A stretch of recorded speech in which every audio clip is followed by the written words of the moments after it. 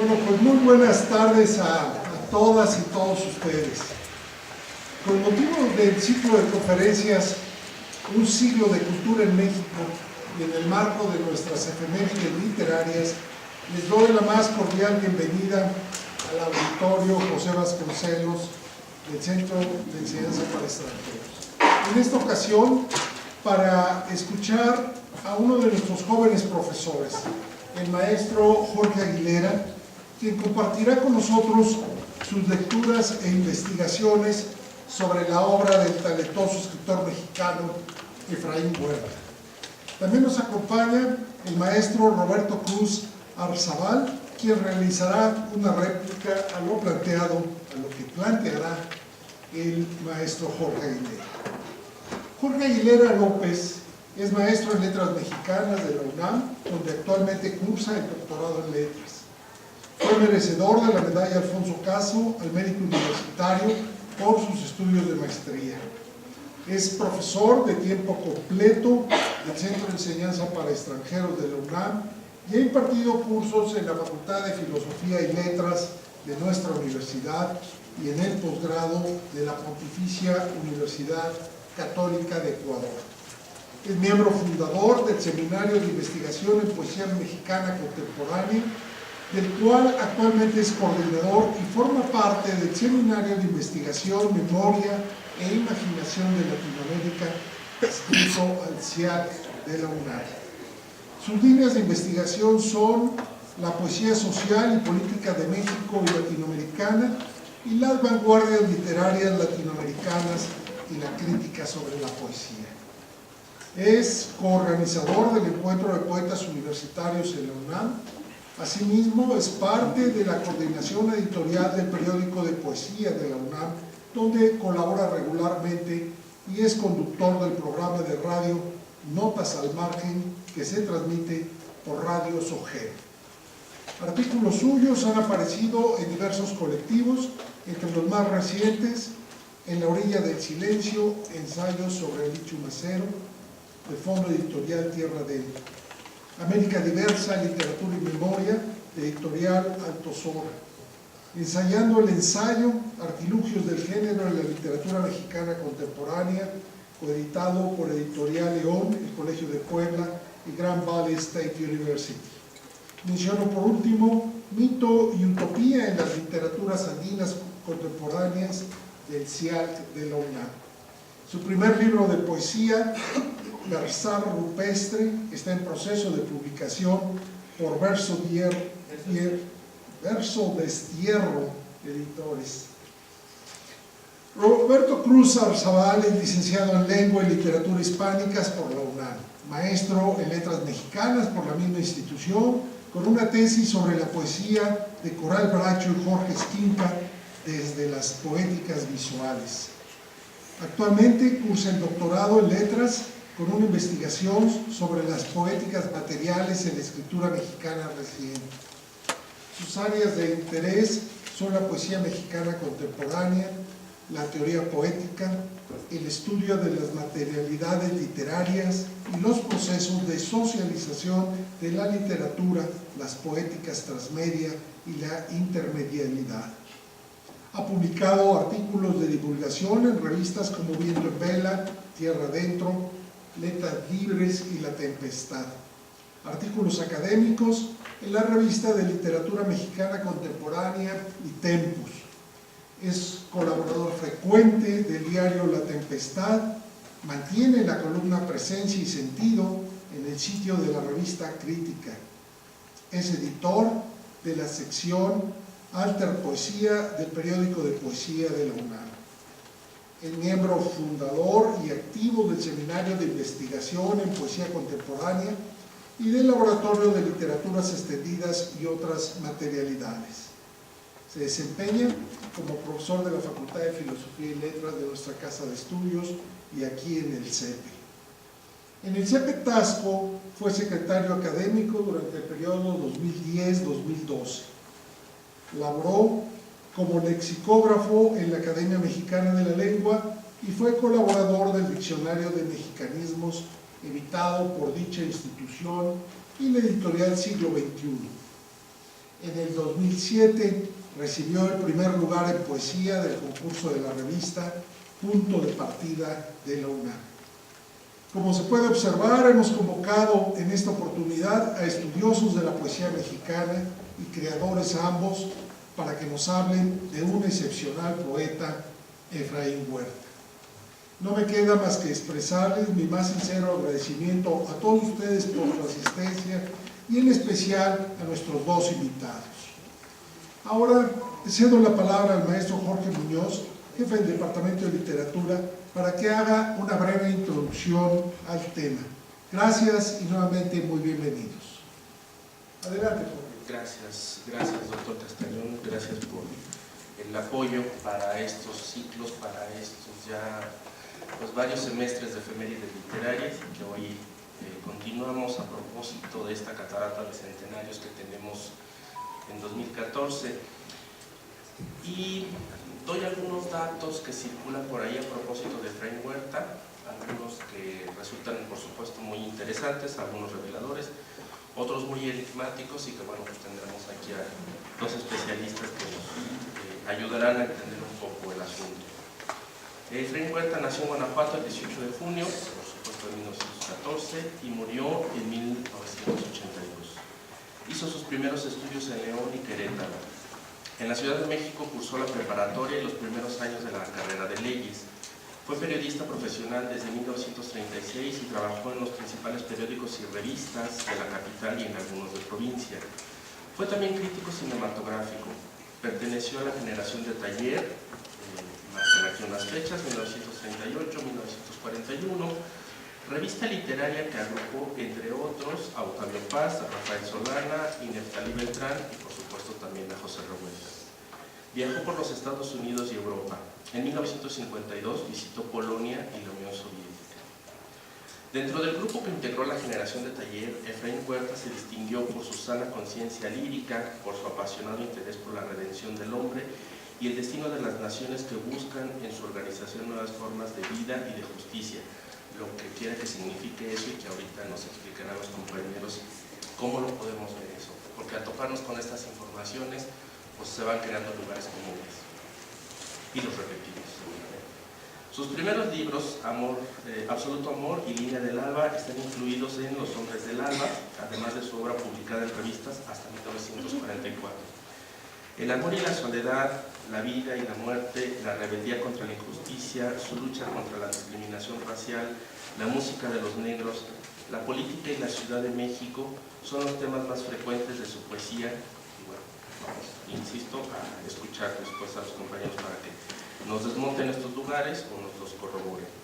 A partir de 1950 inició el movimiento neovanguardista del cocodrilismo, por lo que fue conocido como el Gran Cocodrilo. Ese es otro gran propósito de nuestro autor, lo cual les desata la hilaridad. Entre los muchos premios que le otorgaron, recibió las Palmas Académicas del Gobierno de Francia en 1945, en 1975 el premio Javier Villaurrutia, que se caracteriza por ser un premio de escritores para escritores, así pretende ser, el Premio Nacional de Lingüística y Literatura en el 76 y el Premio Nacional de Periodismo y Divulgación Cultural en 1978 por su trabajo en el suplemento El Gallo Ilustrado del periódico El Día. Fue uno de los periodistas cinematográficos más importantes de México y sus columnas aparecieron en prácticamente todas las revistas especializadas de las décadas del 40 y del 50. Sus columnas de tema literario y político aparecieron también en los principales diarios del país desde los años 30 hasta 1982, año de su muerte. Como podrán darse cuenta, a la hora que circulan estos datos por varios lugares, hacen algún énfasis especial en la cuestión de sus viajes, pero los viajes por Polonia y la Unión Soviética, el asunto de la desigualdad, por supuesto hablan del tema político, y entonces uno se pregunta si en efecto esto le ayudó o le perjudicó, o cómo recibió el público, cómo recibimos los consumidores de este producto cultural llamado literatura, esto bajo el tamiz, bajo el filtro de estas opiniones o de estas posibilidades. Dejo entonces la palabra a Jorge Aguilera. Muchas gracias. Muchas gracias, Jorge. Bueno, antes de iniciar, quiero hacer público mi agradecimiento en principio al doctor Castañón por su confianza, porque es una de las personas que en cierta medida ayudó para que me encuentre en este sitio. Le agradezco mucho su confianza. A Jorge, por supuesto, por la invitación a este evento, a Roberto por haber aceptado también estar aquí. Siempre es un placer escuchar a Roberto, que normalmente tiene cosas muy inteligentes que decir. Entonces, bueno, voy ahora a iniciar. Esta conferencia tiene un poco la intención de ser una revisión un poco panorámica, desde luego, sobre la obra de Efraín Huerta, pero voy a tratar ciertos momentos o ciertos puntos a partir de algunos poemas que leeré algunos fragmentos, para que podamos ir desmenuzando un poco estas ideas que señalaba Jorge, que efectivamente se convierten en lugares comunes sobre la obra de Huerta. Empezaré hablando de la primera etapa de la obra de Huerta, que tiene que ver básicamente con sus dos primeros libros, particularmente con Absoluto Amor, su primer libro, que es una etapa amorosa de búsqueda. Ahora detallo cada uno de estos puntos. Una segunda etapa fundamental para entender la obra de Efraín Huerta, que es el libro Los Hombres del Alba, y un poema como Declaración de Odio. Hablaré, por supuesto, también de la poesía social, la poesía política de Efraín Huerta, que es un tema de mi particular interés porque es una de mis líneas de investigación. Mencionaré algo un poco sobre el erotismo, que es un elemento importante en la obra de Huerta. Hablaré también sobre los poemínimos y el humor en la poesía de Efraín Huerta, y finalmente una última reflexión que tiene que ver con la presencia de Efraín Huerta en la poesía mexicana contemporánea de los años 70 en adelante. No, esas serán como un poco las líneas. Espero que me dé tiempo de abarcar todo. Es un poco panorámico esta revisión, pero espero que sea suficiente para que ustedes se den una idea cabal de la importancia de Efraín Huerta en la poesía mexicana.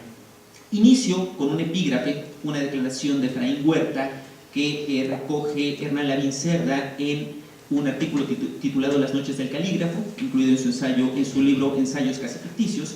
Dice Efraín Huerta lo siguiente: me parece que la poesía en varios de nuestros países por la década de 1950 era en general muy literatosa y solemne, de pretensiones sublimantes, casi fuera del tiempo y de la historia, una escritura que privilegiaba el idioma culto y bello, cierta musicalidad decimonónica y la cadena metaforizante en un río de imágenes cuyo onirismo constituía una nebulosa muchas veces impenetrable, una escritura muy apegada a las fórmulas de la retórica de salón o a la perspectiva más o menos ortodoxa, distante de la experiencia inmediata y cotidiana. Esto es lo que señala Efraín Huerta.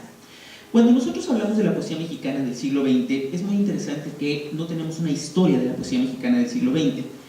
Lo que sí tenemos a veces son ciertos artículos, ciertos ensayos y dos textos que me parecen panorámicos, interesantes para pensar en la evolución, en la forma en la cual leemos la poesía mexicana. Son dos libros que curiosamente tienen el mismo nombre, Crónica de la Poesía Mexicana.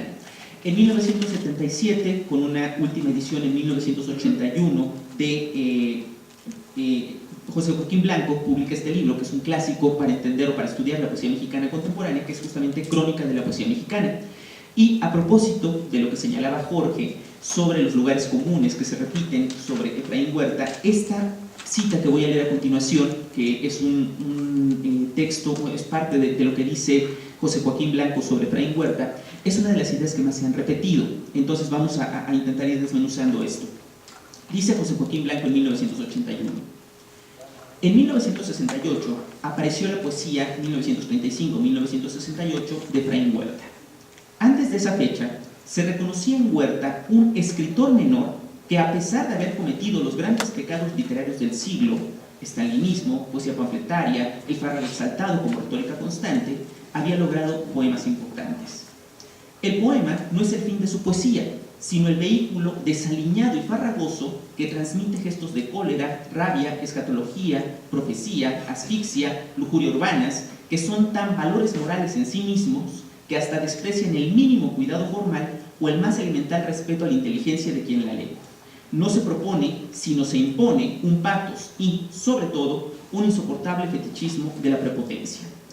Lo primero que podemos sacar en claro de esta cita de José Joaquín Blanco, además de que es obvio que a Blanco parece que no le gusta Efraín Huerta, es que tenemos que preguntarnos por qué razones José Joaquín Blanco plantea estas ideas sobre Efraín Huerta. No olvidemos que es 1981, es un texto que se inicia, la primera elaboración de la Crónica de la Poesía Mexicana es de 1977, esta cita que estoy ahora señalando es de 81, que es una pequeña reelaboración del texto original. Básicamente José Joaquín Blanco lo que está haciendo es repetir todos los lugares comunes que durante el siglo XX se habían acumulado sobre la obra de Efraín Huerta.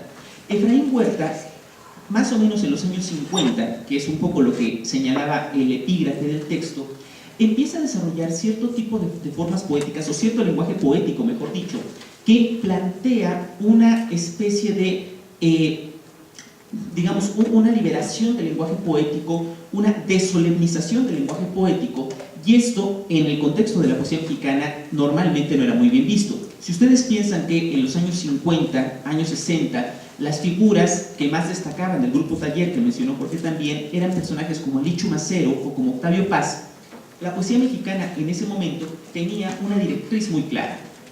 Cuando Efraín Huerta dice este tema, por ejemplo, que la poesía de los años 50 era de pretensiones sublimantes, casi fuera del tiempo y de la historia, sin ninguna duda es una referencia a una cita de algo que dice en algún momento Octavio Paz sobre la poesía. Octavio Paz en algún momento decía sobre la poesía en general que la poesía, el poeta era un ser alado, un ser que casi siempre estaba un poco fuera de la historia, con un lenguaje trascendente que no importaba en el contexto social. Y lo que hace Efraín Huerta es empezar a construir un lenguaje en los años 50, sobre todo a partir de 1944, con la publicación de Los Hombres del Alba, pero de forma más decidida en los años 50, un lenguaje que cada vez se abre más a la experiencia del mundo, a la experiencia cotidiana, y eso es, digamos, la parte que me interesa señalar con mayor intensidad. Voy a regresar un poco más adelante sobre este punto.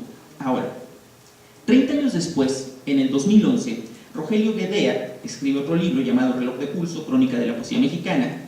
Como les decía, tenemos crónicas, no tenemos historias. Y dice Rogelio Guedea sobre el mismo Efraín Huerta, cito: poeta al que no lograron marginar, Huerta es autor de una obra impecable, renovada en cada lectura, intensa y de un filoso dramatismo, hiriente pero también bufonesca, dueña de una inquietante ternura e ironía. La poesía huertiana se apartaría inevitablemente de los otros dos sobrevivientes del grupo Taller, Octavio Paz y Alichu Macero, los cuales permanecieron con sus particularidades en el establishment poético. Efraín Huerta fue un interloper porque muy pronto practicó la risotada y el escupitajo, y esta forma de ensuciar la poesía de realidad no era bien vista por los puristas y los eruditos. Yo no sé si este juicio le ayuda o no a Huerta, este juicio de Rogelio Guedea, porque lo que intenta hacer Rogelio Guedea es destacar la importancia de la obra de Efraín Huerta en el momento presente, pero la contraposición o plantearlo como un intruso dentro de la poesía se vuelve siempre un elemento conflictivo, y ese es, digamos, el gran conflicto con Efraín Huerta. ¿Es o no es un poeta marginal o marginado? Eso no es un poeta que está siempre en el límite, que está siempre en el borde de lo que consideramos el buen gusto o la práctica poética dominante o al menos hegemónica. Es hacia donde quiero llevar. Estas rutas temáticas entonces que planteaba al inicio, que apunto como las líneas para leer la poesía de Efraín Huerta, esta es la hipótesis central de este trabajo, de esta conferencia, es que me parece que a través de la lectura de la obra de Efraín Huerta, de un libro como Poesía Completa de Efraín Huerta, es posible entender una parte de nuestra tradición poética, o en otras palabras, es posible recorrer buena parte de las preocupaciones que la poesía mexicana tuvo en el siglo XX. Entonces, bueno, eso es lo que voy a intentar argumentar a lo largo de estos minutos. Voy a iniciar brevemente con la lectura de un poema para ir entrando directamente en materia en la poesía de Efraín Huerta. Este poema se llama Absoluto Amor, es el título también del primer libro de Efraín Huerta, es un poema de 1935, es breve, lo leo. Como una limpia mañana de besos morenos, cuando las plumas de la aurora comenzaron a marcar iniciales en el cielo, como recta caída y amanecer perfecto, amada inmensa, como una violeta de cobalto puro y la palabra clara del deseo, gota de anís en el crepúsculo, te amo con aquella esperanza del suicida poeta que se meció en el mar con la más grande de las perezas románticas. Te miro así, como mirarían las violetas una mañana ahogada en un rocío de recuerdos. Es la primera vez que un absoluto amor de oro hace rumbo en mis venas, y así lo creo, te amo, y un orgullo de plata me recorre por el cuerpo. Cuando uno lee este primer poema de la primera parte de la obra de Efraín Huerta, del libro inicial de Efraín Huerta, la pregunta que surge siempre es: ¿a qué se parece esta poesía de Efraín Huerta? Y esta poesía de Efraín Huerta es de pronto una poesía que todavía está muy anclada en cierto romanticismo más cercano al siglo XIX, más cercano al romanticismo decimonónico que al lenguaje contemporáneo, aunque con el añadido de las metáforas surreales o surrealizantes, como él mismo las define, que estaban en boga en la época. En realidad, Absoluto Amor, este primer libro de Efraín Huerta, que es inclusive anterior a su ingreso, entre comillas, al grupo Taller, es un poema, es una etapa todavía de búsqueda, es un momento en el cual Efraín Huerta aún no ha encontrado una voz propia o un lenguaje particular para decir lo que le interesa. Lo que sí notamos, y que es otro de los lugares comunes que se señalan sobre la obra de Efraín Huerta, es decir que siempre la poesía de Efraín Huerta es una poesía del amor. Y para matizar el tema, o matizar la idea de que es del amor, esto lo dice Vicente Quirarte, por ejemplo, dice que la poesía de Efraín Huerta es siempre una poesía del amor en todos los sentidos. Regreso un poco más adelante sobre este punto, porque es importante. Cuando señala esto, cuando señala Vicente Quirarte esta idea de que es una poesía amorosa en todos los sentidos, dice que es amor a la ciudad, amor al hombre, amor a la justicia, amor a las mujeres, desde luego, etcétera, etcétera. Pero la poesía, la primera parte de la poesía de Efraín Huerta, en realidad es una poesía amorosa en el sentido más tradicional del término, una poesía acorde con ciertos convencionalismos literarios de la época, de los años 30, todavía no está inmerso, digamos, en todo el proceso de transformación que vendrá en los años siguientes. No quiero detenerme mucho en esta parte, solamente señalar que ese es el inicio de la obra de Efraín Huerta, porque me parece que lo más importante viene a partir del segundo libro, o del libro más importante de Efraín Huerta, que es Los Hombres del Alba, de 1944. En Los Hombres del Alba, este libro dice, cito brevemente lo que señala David Huerta, su hijo, en el prólogo de esta edición. ¿Por qué Los Hombres del Alba es el libro central en la obra poética de Efraín? Porque en sus páginas recoge y proyecta la experiencia poética de la ciudad moderna en que se ha convertido la capital del país.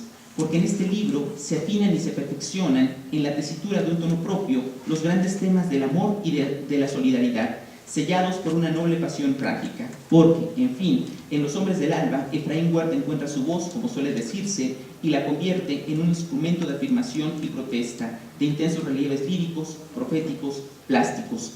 Es muy importante señalar que la ciudad que se tematiza en Los Hombres del Alba es la Ciudad de México de los años 40, una ciudad que está en proceso de transformación. Un momento, los años 40, en el cual el tránsito del ámbito rural al ámbito urbano se va haciendo cada vez más intenso. Es un poco también lo que describe, por ejemplo, José Revueltas en una novela como Los Días Terrenales, este tránsito. Y en este sentido, la poesía o los poemas, mejor dicho, contenidos en Los Hombres del Alba, va a ser una poesía que tematiza la ciudad, pero desde un punto de vista semitrágico o un punto de vista desesperanzador. Básicamente, Los Hombres del Alba constituye una galería de los escenarios lumpen, del lumpen proletariado, que se construye en esta época, y el propio título, Los Hombres del Alba, hace referencia a los trabajadores, a la gente que trabaja en las noches, en las madrugadas. De este libro quiero leer solamente un fragmento de Declaración de Odio, que es además uno de los poemas más importantes de Efraín Huerta, para intentar señalar esto que estoy diciendo. Dice en Los Hombres del Alba, perdón, el poema es Declaración de Odio. Amplia y dolorosa ciudad donde caben los perros, la miseria y los homosexuales, las prostitutas y la famosa melancolía de los poetas, los rezos y las oraciones de los cristianos. Sarcástica ciudad donde la cobardía y el cinismo son alimento diario de los jovencitos alcahuetes de talles ondulantes, de las mujeres asnas, de los hombres vados. Ciudad negra o colérica o mansa o cruel, o fastidiosa nada más, sencillamente tibia, pero valiente y vigorosa porque en sus calles viven los días rojos y azules de cuando el pueblo se organiza en columnas, los días y las noches de los militantes comunistas, los días y las noches de las huelgas victoriosas, los crudos días en que los desocupados adiestran su rencor agazapados en los jardines o en los vicios dolientes. Larga ciudad con sus albas como vírgenes hipócritas, con sus minutos como niños desnudos, con sus bochornosos actos de vieja díscola y aparatosa, con sus callejuelas donde mueren extenuados al fin los roncos emboscados y los asesinos de la alegría.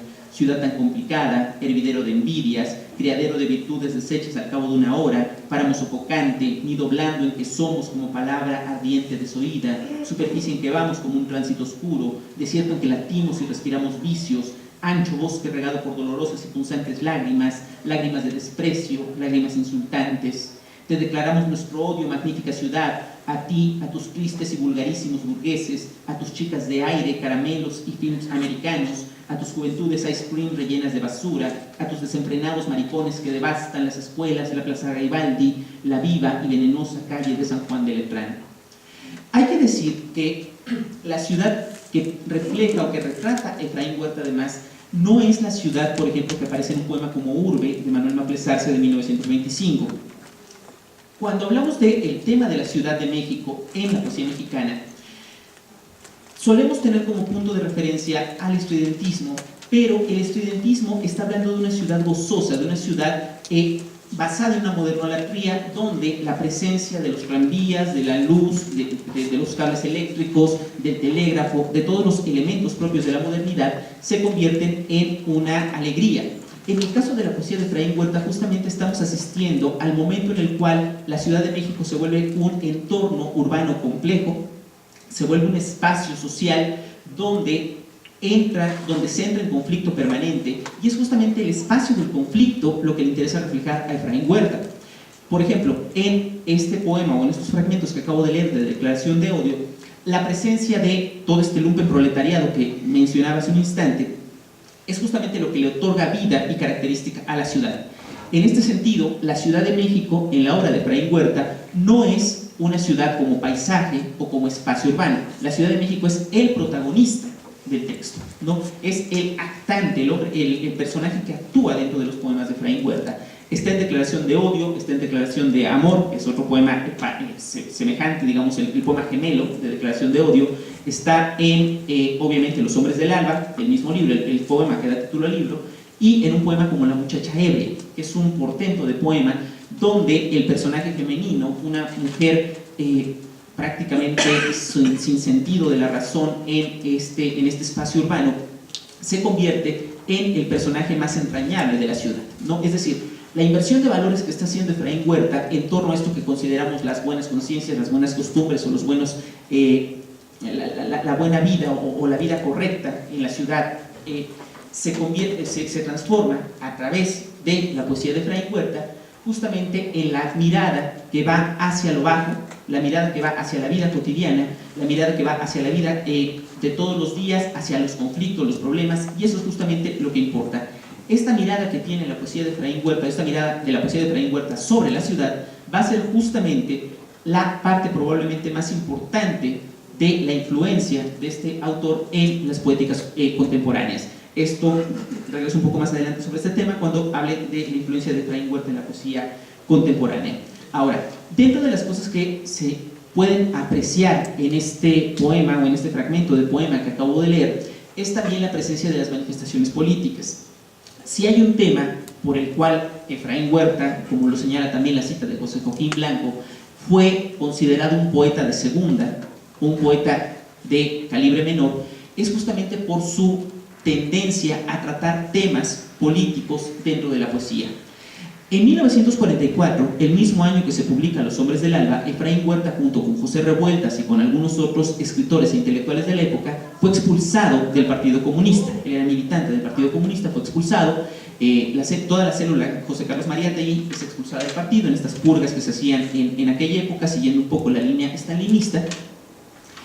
Y lo que va a pasar a partir de ese momento es que Efraín Huerta va a empezar a tematizar los conflictos políticos y sociales de la época desde un texto como Canto Stalingrado, que es un poema, Elegía Stalingrado, que es un poema de los que más se ha criticado tanto a Efraín Huerta como por otro lado Pablo Neruda, uno de los poetas más cercanos al propio Efraín, uno de los poetas más admirados además también por Efraín Huerta, pensando que el filiarse o el hablar o el acercarse a causas políticas del socialismo en la época del auge del estalinismo, sobre todo en los años siguientes, esto era uno de los grandes pecados del siglo. Lo importante, y esto hay que decirlo siempre cuando hablamos de poesía política, no es el tema que se habla, sobre el que se habla, sino la forma en la cual se habla sobre ese tema. Como bien dice Cien Boura, una estudiosa de todos estos temas sobre poesía y sociedad, prácticamente la mayoría de los poemas políticos son muy malos. sí, pero también la mayoría de los poemas de amor son muy malos, ¿no? Es decir, lo importante no es el tema, lo importante es el trabajo sobre el texto poético. En ese sentido hay que entender también que la poesía política tiene un sentido particular, tiene una lógica, un discurso propio, y hay que entenderla sobre la base de su propio discurso, no en función de criterios de belleza que tienen que ver con otras formas poéticas. Me explico un poco mejor. Si nosotros pensamos en un texto de amor cuyo objetivo es romántica entre dos personas, el objetivo del poema y el lenguaje que se utilizará es uno. Si el poema tiene, por ejemplo, un sentido metafísico, trascendente, que pretende hablar sobre la importancia de la poesía como un hecho más allá del mundo cotidiano, esto implicará desde luego un lenguaje muy distinto. Podemos verlo en poemas como, por ejemplo, Muerte sin fin, de José Gorostiza, que por otro lado hay ciertos momentos del poema de José Gorostiza que son retomados por Efraín Huerta. Ahora señalo un poco más adelante dónde o cómo. Pero la poesía política tiene un fin muy evidente, que es el fin justamente de conseguir arengar, digamos, a las masas, conseguir crear una reacción del lector que está escuchando, una reacción de cercanía, no con el lenguaje, sino con la ideología del texto. Y para conseguir la cercanía con la ideología que está planteando el texto, lo que se necesita es que el lenguaje sea efectivo para encontrar o para conseguir ese acercamiento. Traía un par de ejemplos de estos poemas para explicarlo. Hay un poema que es muy interesante, hay una edición facsimilar muy bonita, lamentablemente no puedo pasarla por ahora. Pueden encontrarlo en internet, es el facsimilar del poema Perros, mil veces perros, un poema que escribe Efraín Huerta en 1954 a propósito de la invasión de Estados Unidos a Guatemala. Pero quiero leer ahora una parte al menos de un poema llamado Elegía de la Policía Montada, un poema escrito en 1959 a propósito de la represión al movimiento ferrocarrilero por parte de los granaderos. Dice el poema: habría que nombrarlos con una palabra ciega, porque son mudos como gusanos enloquecidos, porque tienen manos de plomo, pies y alma de plomo, porque nombrarlos trae mala suerte y mala muerte. Decir su nombre de uniforme de canallas, decirlo, maldecirlo, es como vomitar de miedo y sentir en la piel el fulgor de agonía. 1 millar de caballos negros y horribles animales, como ruiseñores cancerosos, 1 millar de piedras que no hablan, 2 millares de negras botas, 1 millar de sucios relámpagos que golpean la espalda del pobre. Negros, negros caballos, negros hombres, negra y nutrida marihuana para la policía montada. Toda la triste ciudad se ennegrece de pavor y la sangre es amarilla y los niños se pegan a los muros y las mujeres murmuran que malditos sean. Caminan entre un amargo paisaje de sables, de amargas espinas metálicas, y la oración es maldición, y ya nunca se sabe cuando los labios dicen un dulce Ave María o una dolorida y fecunda mentada de madre.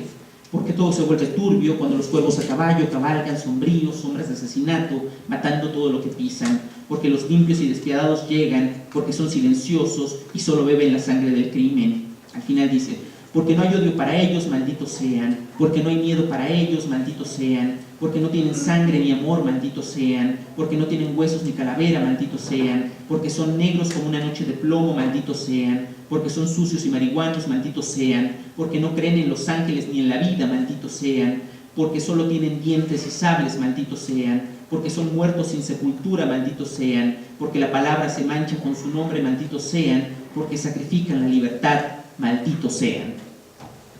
Este tono final del poema, que es básicamente de letanía, de imprecación, la estructura es la misma estructura de la letanía, una frase y la repetición de una especie de coro que se va repitiendo a lo largo de cada, o como respuesta a cada una de las frases, obviamente está entrando en comunión o en relación con la presencia humana, la presencia humanística e inclusive cierta idea religiosa de los personajes que están apareciendo. El trasfondo del poema, insisto, es el movimiento obrero de 1959.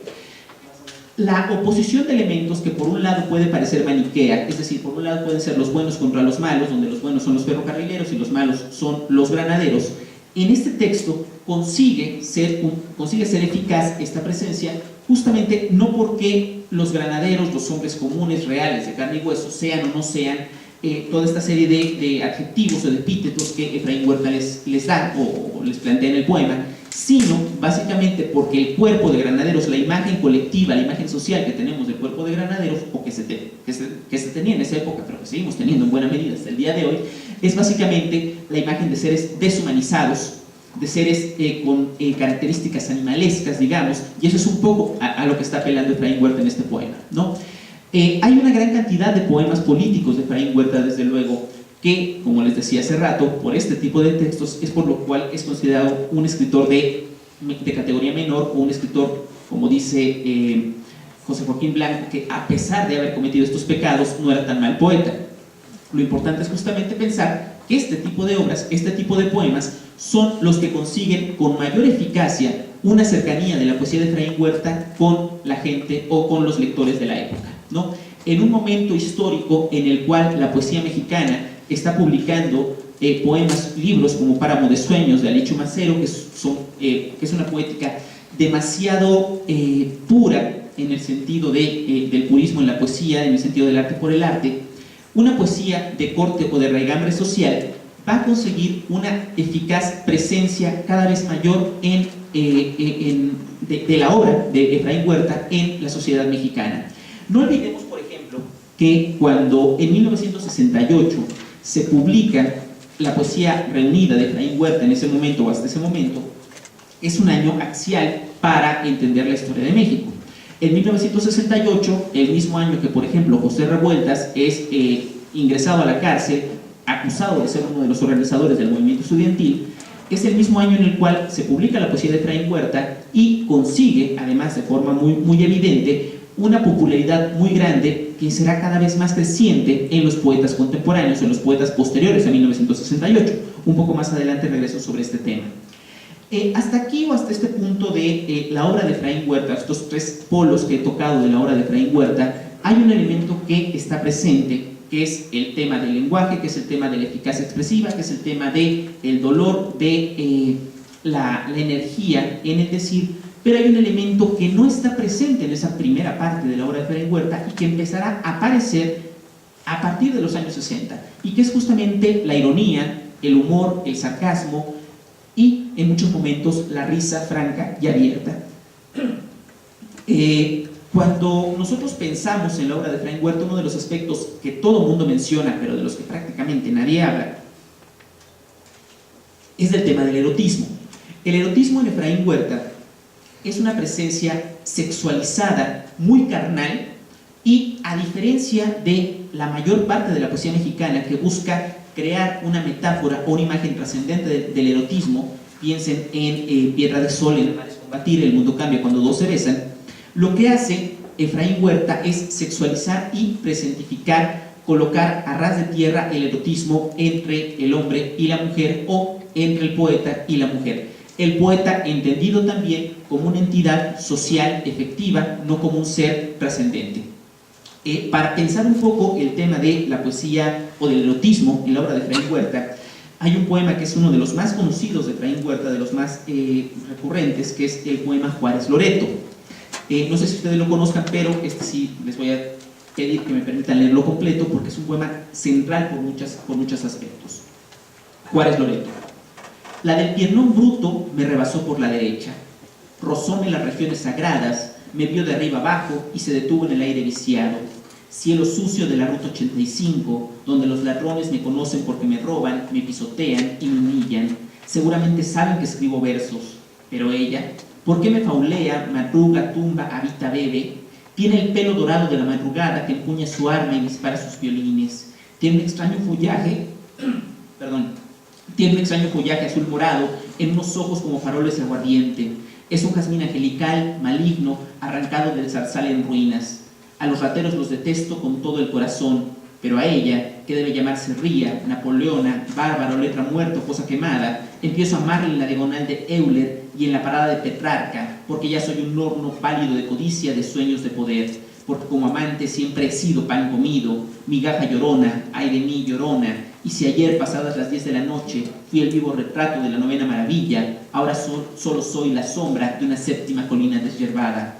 Alabados sean los ladrones, dice Hans Magnus, pues que lo sean. Los veo hurtar carteras, relojes, orejas, pies, nalgas iridiscentes, bolígrafos, anteojos, y ella, que debe llamarse escaldada, y se inmuta.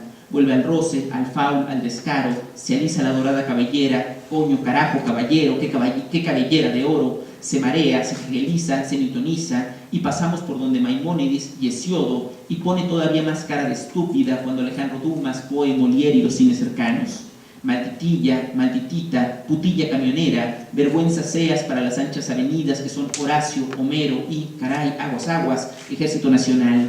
Rosadora, pescadora en el río revuelto de las horas febriles, ladrona de mala suerte, abyecta cómplice del 2 de bastos, hembra de los flancos como agua endemoniada, cachondísima hasta la parada en seco del autobús de la muerte, alabada seas, bandida de mi lerda conmiseración, escorpiona te llamas, cancerita, cangreja, amada hasta la terminal, hasta el infinito trasero que me despertó imbecilizado en el boulevard, Miguel de Cervantes Saavedra y demás clásicos.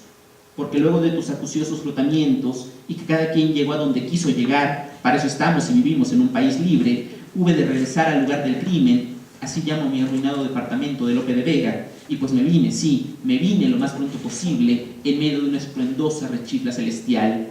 Adoro tu nalga derecha, tu pantorrilla izquierda, tus muslos enteritos, lo adivinable y calientito, tus pechitos pachones y tu indigno antideportivo comportamiento.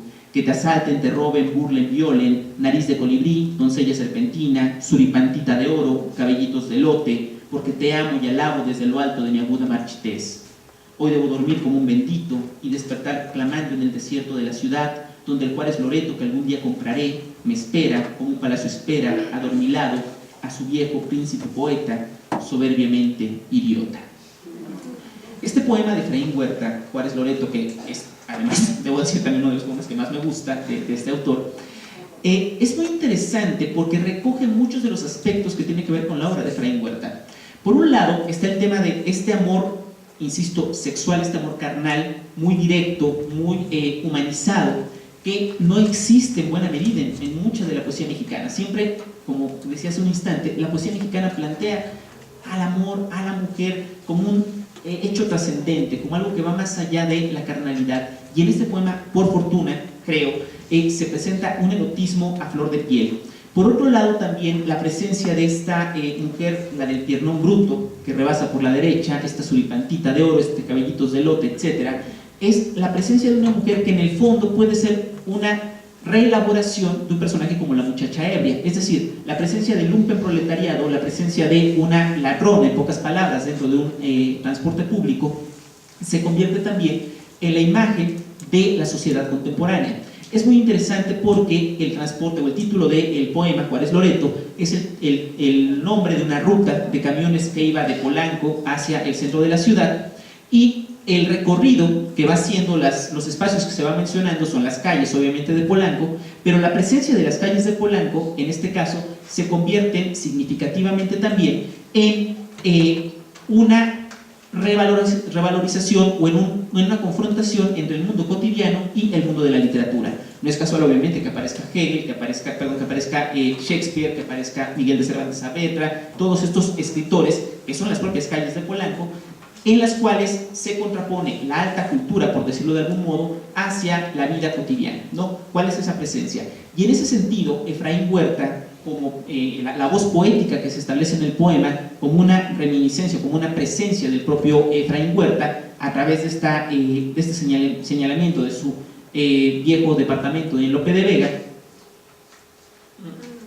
va a ser en la representación de este poema justamente la idea de un poeta que no está yendo hacia el mundo trascendente, sino que busca la comunión con ese espíritu, con esa calle. Además, con varios momentos de humor y con varias reminiscencias también políticas, por ejemplo, en esta frase de caray, aguas, aguas, Ejército Nacional, que es un cruce, por supuesto, de referencias entre las calles, entre la idea que tenemos sobre el ejército, pensando además en este contexto político. El poema es de 1970. El contexto político que surge con el movimiento del 68. La obra de Efraín Huerta en ese sentido, en los años 60 sobre todo, es cuando empieza a cobrar mayor importancia el tema del humor y una caída en la solemnidad, una desaparición de la solemnidad que existía todavía hasta cierta retórica en la poesía de los años 50. No lo leo ahora porque es un poema muy largo, pero si ustedes pueden revisar el manifiesto nalgaísta de Efraín Huerta es una maravilla de poema, es un poema largo, y a propósito de una de las cosas que señalaba Jorge al inicio, que es esta idea de por qué a Efraín Huerta se le dice el cocodrilo, ¿no? Hay varias hipótesis, no tenemos una versión definitiva. Esta idea de que había iniciado un movimiento en los años 50 llamado el cocodrilismo es un dato que aparece en la Enciclopedia Británica, y de ahí se ha tomado la referencia. Aparentemente esto, según Huberto Batis, en los años 50 Efraín Huerta publica en una editorial que se llamaba Cuadernos del Cocodrilo, y él mismo, el propio Efraín Huerta, toma la imagen de un cocodrilo leyendo, él mismo toma la imagen o la idea del cocodrilo y empieza a firmar de esa manera sus textos. Esto lo señalo porque en el manifiesto nalgaísta es justamente donde se construye la idea del cocodrilo de forma más evidente y donde se empieza a relacionar a Efraín Huerta con esta imagen del cocodrilo. Leo solamente un fragmento, un párrafo, una estrofa. Dice: nalgaístas de todos los países subyugados, oea, oea, oea, uníos. Así pues, como los cocodrilos empantanados, alma mía de cocodrilo, claro está que soy hijo de una paloma azul y un anchosaurio de dorado sexo, nalgaísta hasta la médula de los huesos, dije huesos, etc. Es muy interesante además también este poema, el manifiesto nalgaísta, porque es el momento en el cual esta idea que les decía de la desolemnización o de cambiar las referencias hacia un lenguaje mucho más terreno aparece en un fragmento que aparece en prosa en el poema. Leo ese fragmento nada más. Bastará citar el caso de mi tía la segunda, visiblemente dotada de un trasero de imponentes dimensiones. Jamás nos hubiésemos permitido ceder a la fácil tentación de los sobrenombres habituales. Así, en vez del apodo brutal de ánfora etrusca, estuvimos de acuerdo en el más decente y familiar de la culona. Siempre procedemos con el mismo tacto. Aquí noten ustedes, es decir, la metaforización del cuerpo de esta mujer en la frase ánfora etrusca, que sería una metaforización de un lenguaje poético convencional, llega a el lenguaje cotidiano y terreno. Simplemente le dijimos la culona porque es mucho más cercano, mucho más directo. Hay muchas cosas del manifiesto nalgaísta, no me detengo demasiado en esto. Esta idea, les decía, del humor que aparece en la poesía de Efraín Huerta se vuelve muy interesante hacia el final de su obra, porque a partir de 1969 empiezan a publicarse una serie de textos que conocemos como los poemínimos. Los poemínimos, en el caso de Efraín Huerta, es muy interesante lo que pasa allí. Leo lo que dice Efraín Huerta sobre los poemínimos y ahorita les explico qué es lo que está pasando. Dice Efraín Huerta: creo que cada poema es un mundo y una parte, un territorio cercado, al que no deben penetrarse los totalmente indocumentados, los censores, los líricamente desmadrados. Un poemínimo es un mundo, sí, pero a veces advierto que he descubierto una galaxia y que los años luz no cuentan sino como referencia, muy vaga referencia, porque el poemínimo está a la vuelta de la esquina o en la siguiente parada del metro. Un poemínimo es una mariposa loca, capturada a tiempo y a tiempo sometida al rigor de la camisa de fuerza. Y no la toques ya más, que así es la cosa loca, lo imprevisible, lo que te cae encima, o tan solo te roza la estrecha entendedera y ya se te hizo. Dice Efraín Huerta también en esta introducción, por ejemplo, que su hija Raquel a los 8 años decía que esos eran chistes, y que años después Octavio Paz dijo: estos son chistes. Y entonces a Efraín Huerta le alegraba que su hija de 8 años y Octavio Paz hubieran llegado a la misma conclusión. Pero, ¿qué es lo que pasa con los poemínimos? Los poemínimos pueden ser leídos de dos maneras. Uno, como en realidad como una continuación de cierta tradición literaria que tiene que ver con el poema breve, con el poema muy breve, y que viene desde los epigramas del mundo clásico grecolatino, que está, por ejemplo, en las greguerías de Ramón Gómez de la Serna, que tiene cierta cercanía con el haiku que se establece a principios del siglo XX en México con tablada, pero hay un componente que es, creo, el más saludable de los poemínimos, que es justamente el humor. Uno de los primeros poemínimos de Efraín Huerta es el siguiente. Se llama Pequeño Laruz. Nació en Silao, 1914, autor de versos de contenido social. Embustero Laruz, yo solo escribo versos de contenido sexual. Y más adelante, otro poemínimo. Ay, poeta. Primero que nada, me complace enormísimamente ser un buen poeta de segunda del tercer mundo. Estas dos definiciones, que son un poco autodefiniciones de la obra y de la poesía de Efraín Huerta y del propio autor, textos muy interesantes porque no es solamente la idea del chiste, que por supuesto está presente el humor, la risa, la ironía y el juego con estos elementos, sino un elemento que apunta, por ejemplo, a Heriberto Yepes de forma muy reciente, que es la idea de la apropiación y de la reescritura, que cuando lo menciona también Cristina Rivera Garza y varios autores en ese sentido, pero Yepes lo apunta en particular sobre la obra de Efraín Huerta, que es justamente el apropiarse de ciertos textos, reelaborar esos textos y cambiar un sentido, un elemento de la palabra que nos dé básicamente una nueva interpretación del texto. Algo muy interesante cuando hablamos de poesía con un toque humorístico o con una posibilidad humorística es justamente la necesidad de que el lector reconozca el referente que está allí presente. Un poema, por ejemplo, como Pequeño la Luz, es la ficha que el diccionario El Pequeño la Luz traía sobre Efraín Huerta.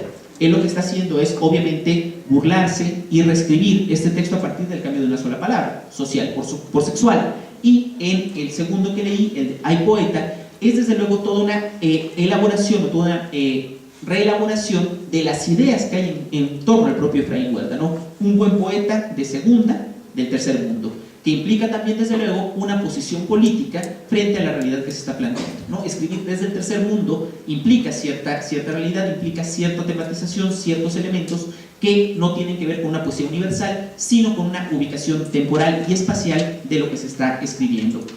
En realidad, muchas veces los poemínimos son mucho más complejos. Hay otro muy interesante que es Tlaloc, lo leo brevemente. Sucede que me canso de ser Dios. Sucede que me canso de llover sobre mojado. Sucede que aquí nada sucede, sino la lluvia, lluvia, lluvia, lluvia. En este poema están pasando varias cosas. Efraín Huerta está reelaborando el inicio de Walking Around de Pablo Neruda, Sucede que me canso de ser hombre. Está retomando una frase popular que es llover sobre mojado, y está recurriendo además al juego visual porque la palabra lluvia aparece cayendo en el texto, o sea, en renglones seguidos, lluvia, lluvia, lluvia. Entonces visualmente hay una imagen que se está proyectando.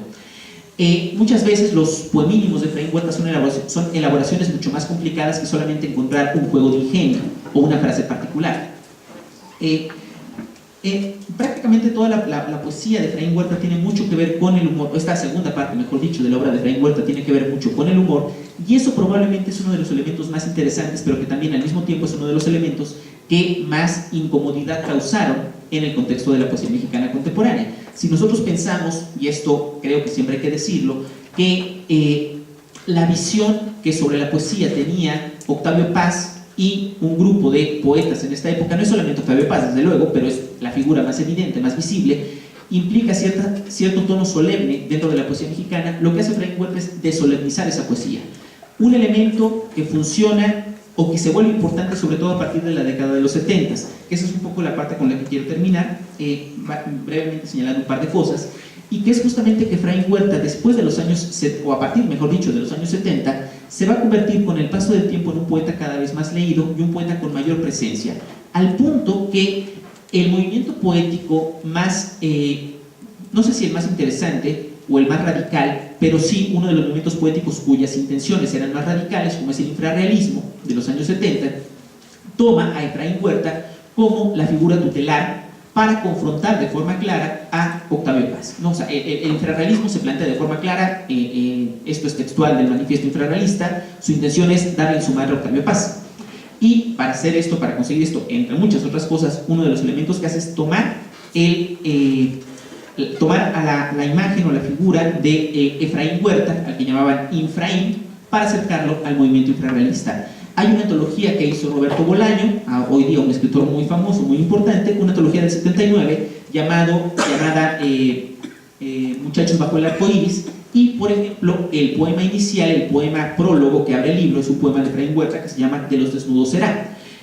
No lo leo ahora porque bueno, ya no tenemos tanto tiempo, pero es un poema también muy interesante que es útil revisar para entender la forma en la cual Efraín Huerta pareciera que conforme pasa el tiempo va adquiriendo mayor vitalidad. Por ejemplo, el propio Vicente Quirarte, cuando habla sobre Efraín Huerta, dice una idea que es muy interesante. Al poeta adolescente, al de los 70, Huerta le enseñó a mirar su ciudad y hacerlo entender que para que la ciudad entrara por la puerta grande en la poesía era preciso rescatarla íntegramente, con todos sus nombres, con todas sus líneas de camiones, con todos sus cines de segunda, con todas sus plazas Garibaldi, con todas sus llanas cazadoras, con todas sus vivas y venenosas calles. Probablemente la presencia de Efraín Huerta en la poesía mexicana contemporánea sea una presencia cada vez más importante, cada vez más interesante, cada vez más trascendente, y tiene que ver sobre todo, como decía yo hace un rato, por la falta, o mejor dicho, la pérdida de solemnidad que adquiere la poesía de Efraín Huerta con el paso del tiempo. Creo que si nosotros vamos revisando la obra de Efraín Huerta en este sentido, como una pérdida de solemnidad, como una cercanía mayor al lenguaje de la calle, con varios elementos que no son exclusivos de Efraín Huerta, porque está también la imagen, la presencia de Jaime Sabines, está también el contexto latinoamericano, está el coloquialismo poético, varios temas más que podríamos tratar para explicar con mayor detalle este aspecto, pero en términos generales, si nosotros pensamos estos elementos que brevemente he apuntado ahora sobre Efraín Huerta, podemos entender por qué en el año 2014, 100 años después de su nacimiento, Efraín Huerta sigue siendo un poeta que es necesario leer para entender la tradición poética mexicana. Espero que esto haya sido de su interés. Les agradezco mucho.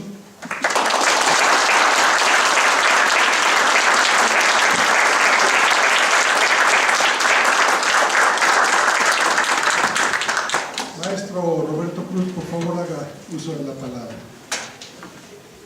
Bueno, muchas gracias por... muchas gracias por la invitación. Primero, siempre es un gusto poder hablar de poetas importantes, interesantes, especialmente en foros como este, aprovechando el centenario, y siempre es un gusto compartir mesa con colegas con los que ya he sostenido diálogos de otros temas o sobre estos temas. También, me parece a veces que no podemos hablar de mucho más que esto, pero en eso lo intentamos agotar. Me parece que Jorge ha trazado una trayectoria muy interesante, muy clara de la poética de Huerta, desde el momento de la percepción de cómo ha recibido Huerta en la poética nacional y cómo ha recibido en dos momentos históricos distintos que están marcados justo por estas citas, la de Blanco y la de Guedea, que pareciera que la trayectoria de recepción crítica también del propio Huerta ha sufrido este vuelco, ha sufrido esta inversión de la que hablabas, que proponía la propia poesía de Huerta, que como bien señalabas, Jorge, puede correr el riesgo también de decir en realidad poco de la poesía de Huerta. Bueno, yo entiendo que tanto la crónica de Blanco como la crónica de Guedea están establecidas como géneros discursivos breves, como géneros discursivos que no pretenden problematizar, sino estabilizar un momento crítico de la tradición literaria. Sin embargo, este salto que va es un poeta con momentos, a pesar de los grandes pecados, que es una lectura hiperbólica, una lectura que parece acusar ciertos elementos de una política literaria que no declara tampoco, frente a la postura de Guedea de es un poeta purísimo, límpido, maravilloso, trascendente. O sea, la poesía completa de Huerta, en esta edición que reúne Martí Soler y que prologa su hijo David, tiene casi 600 páginas. Por más importante, por más consistente, por más logrado que sea un poeta, no puede mantener un tono altísimo durante 600 páginas. Tampoco puede tener un tono deliberadamente bajo, a pesar de esto simbólico que llama la atención de Blanco, de los pecados del siglo XX.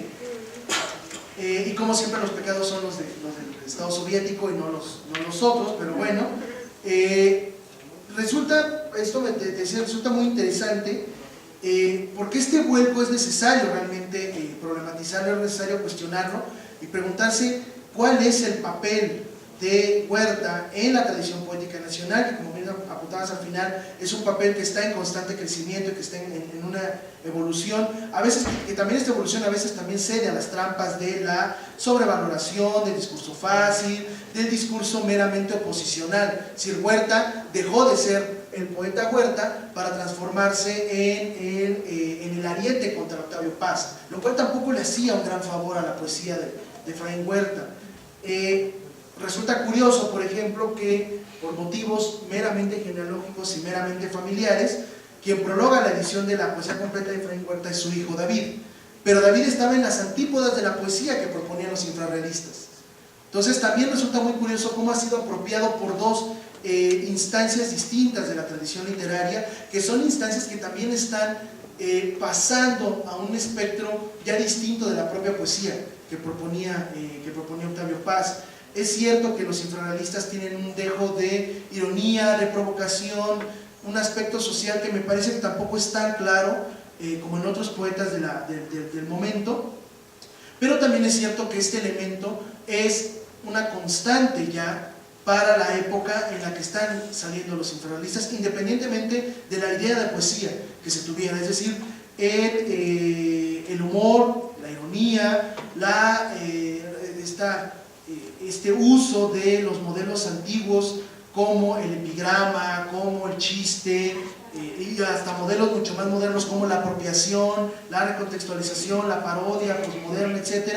También está en un poeta conservador, católico, que tampoco es Huerta en una isla abandonada. Y de hecho el propio David lo dice en una parte del prólogo. Por aquí lo señalé, lo leo brevemente.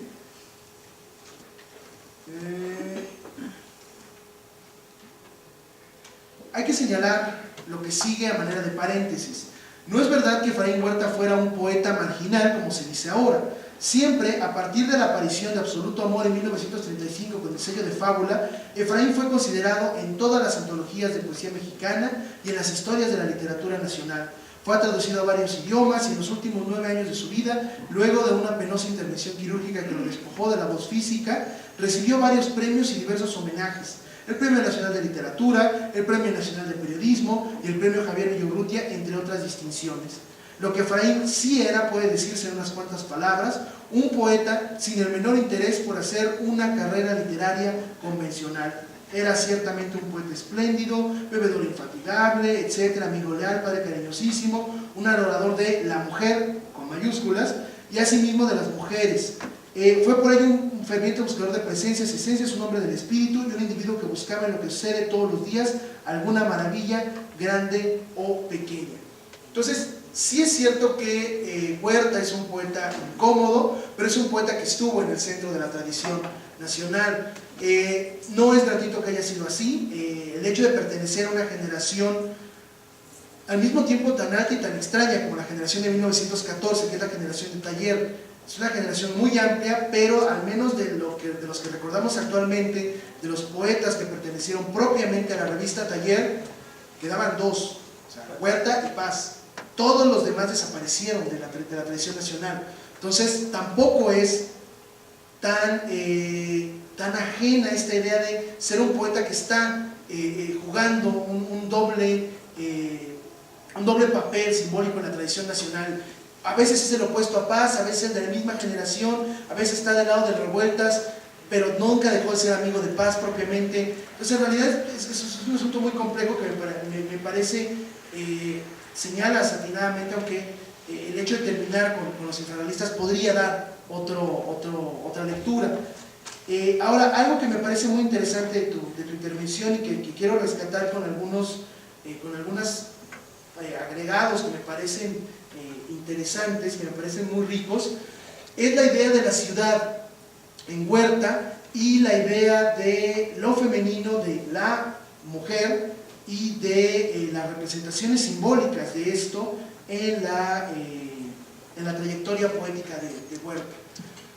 Yo lo que alcanzo a ver de los poemas que comentaste, de la poesía que conozco de Huerta, esto que señalabas de que la ciudad es una protagonista, es una ciudad actante, es una ciudad que tiene, al ser actante, al ser protagonista del propio poema, a diferencia de los poemas anteriores en donde era una ciudad celebrada con energía por los infrarrealistas, o una ciudad construida nada más como un símbolo de prosperidad que se anhelaba como en los modernistas, por ejemplo. En Huerta lo que sucede, creo, con la ciudad y que resulta muy interesante es preguntarse cuál es la forma que adquiere esta ciudad, cuál es el papel simbólico y qué símbolos al mismo tiempo se utilizan para construir el papel de la ciudad como un actante.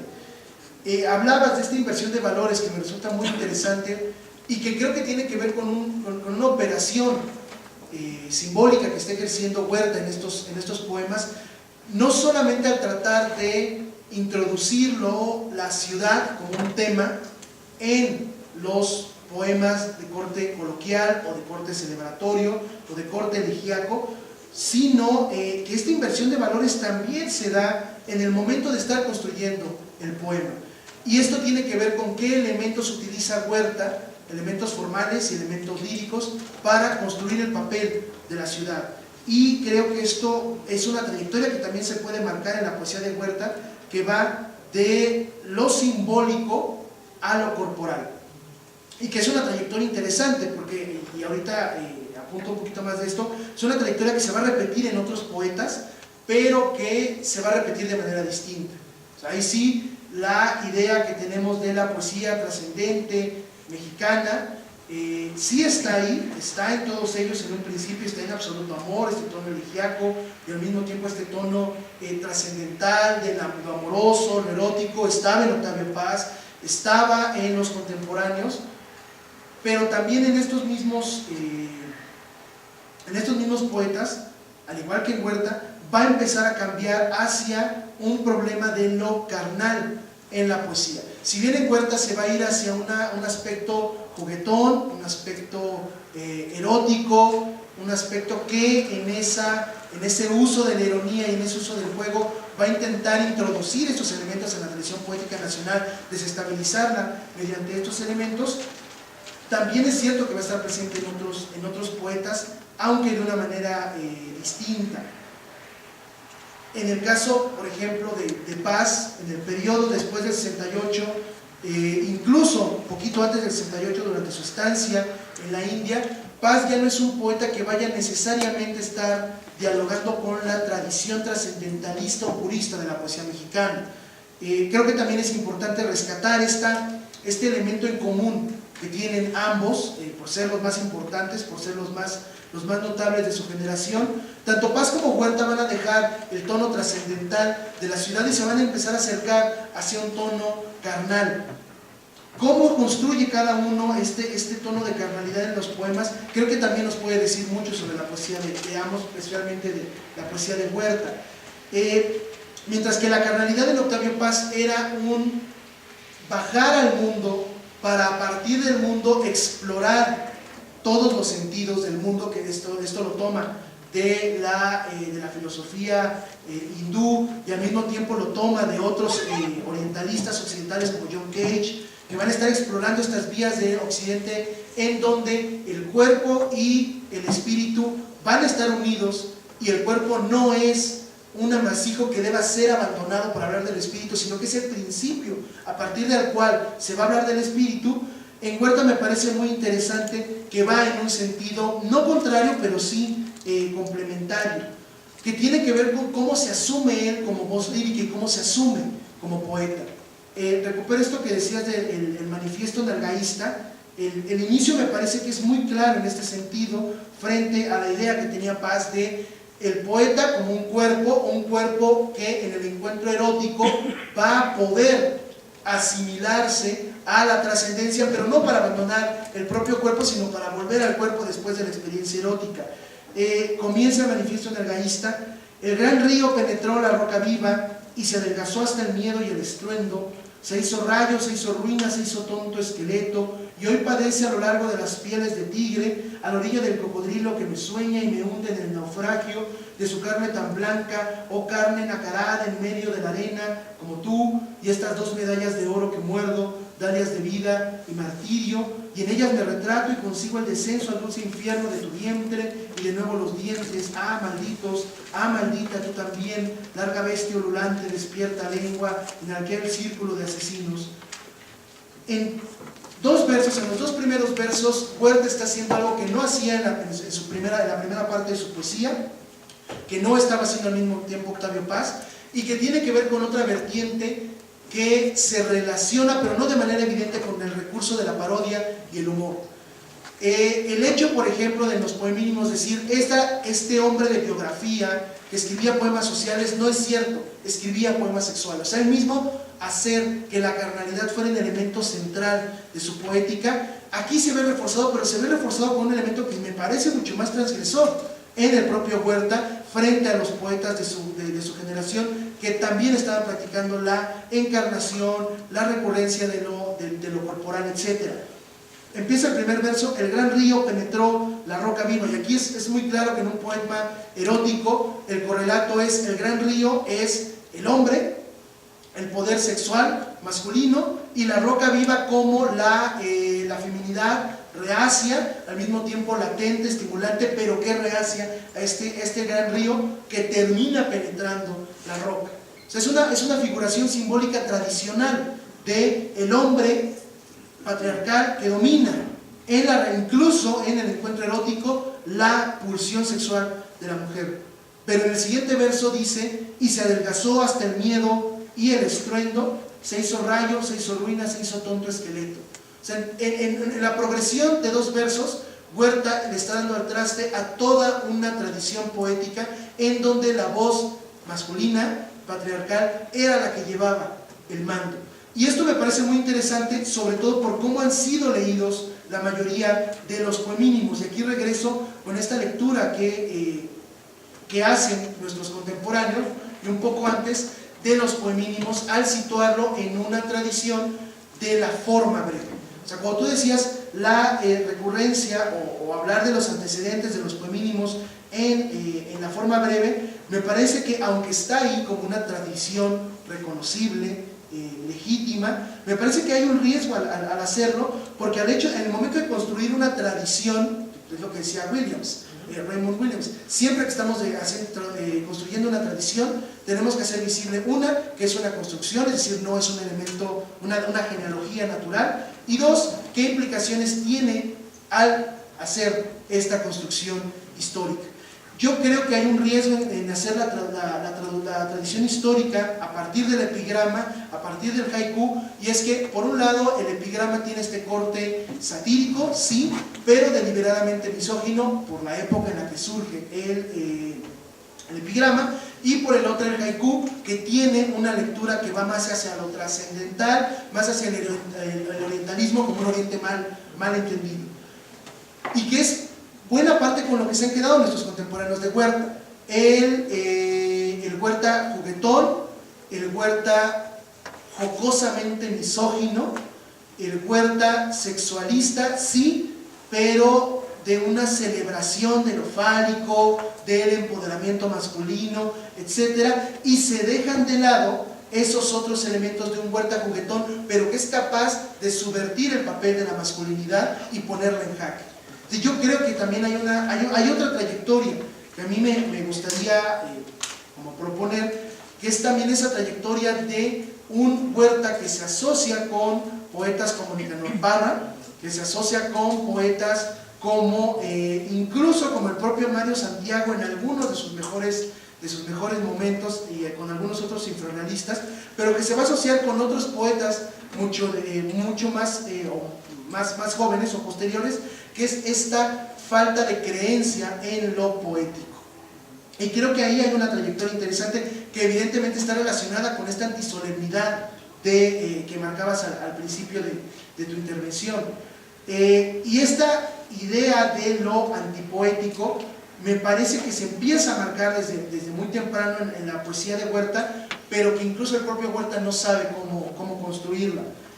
Hay un poema que a mí me parece muy interesante que se llama Breve Elegía Blanca Estela Pavón, que es del 49, que es un poema relativamente, o sea, no es un Huerta joven, bueno, relativamente joven, no joven con nuestros estándares, pero ya es un poeta que empieza a madurar y a problematizar su propia poesía, que conserva todavía este tono trascendental para hablar de algo que correspondía a la farándula, pero que al mismo tiempo hace que ese elemento simbólico de la farándula entre en lo poético, subvierta lo poético y cambie los registros de lo sensible. O sea, creo que también hay una parte ahí muy importante de Huerta, de actualizar los registros de lo sensible.